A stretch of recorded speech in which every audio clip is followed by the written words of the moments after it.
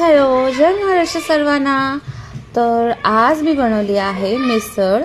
तर चला बघूया कशी बनवली आहे मी मिसळ. तर असं काही साहित्य लागतं आहे मिसळ बनवायला.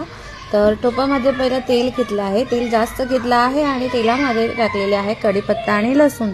त्याच्यानंतर टाकलेलं आहे वाटप व्यवस्थित मिक्स करून घ्यायचं आणि मग त्याच्यामध्ये टाकायचं आहे घाटी मसाला, हळद, लाल मिरची पावडर आणि मीठ. हे सर्व एकत्रित मिक्स करून घ्यायचं आणि मिक्स करून झाल्यावर ते व्यवस्थित तेलात परतून घ्यायचं. बघू शकता असं काय तुम्ही व्यवस्थित ते तेल सुटेपर्यंत मिक्स करून घ्यायचं आहे.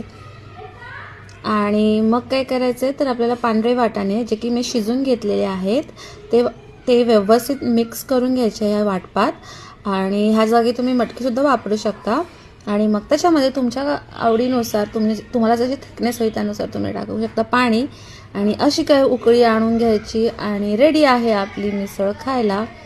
तर मी पॅक केले आहे प्रतीकला ऑफिसमध्ये द्यायला, कारण त्याच्या ऑफिसमध्ये द्यायची होती. तुम्ही पण नक्की ट्राय करा मी कशी बनवली तशी मिसळ. चला तर